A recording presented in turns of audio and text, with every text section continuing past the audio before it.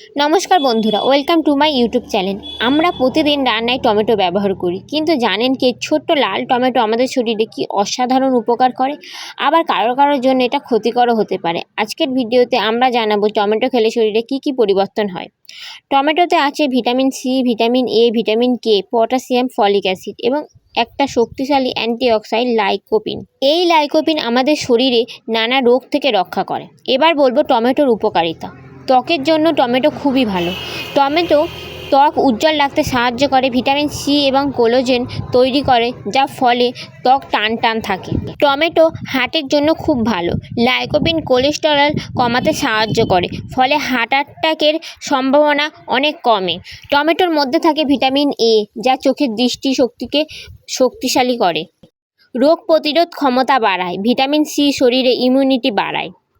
এবার কথা বলবো ওজন এবং ডায়াবেটিস নিয়ে।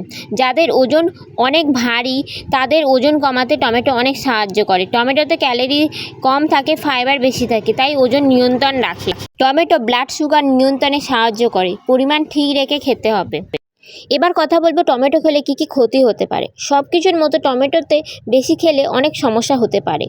গ্যাস এবং অ্যাসিডিটির সমস্যা। যাদের গ্যাস্ট্রিক সমস্যা আছে বেশি টমেটো খেলে বুক জ্বালা হতে পারে। যাদের কিডনিতে পাথরের সমস্যা আছে তারা টমেটো একদমই খাবেন না। কিছু মানুষের চুলকানি এবং র্যাশও হতে পারে।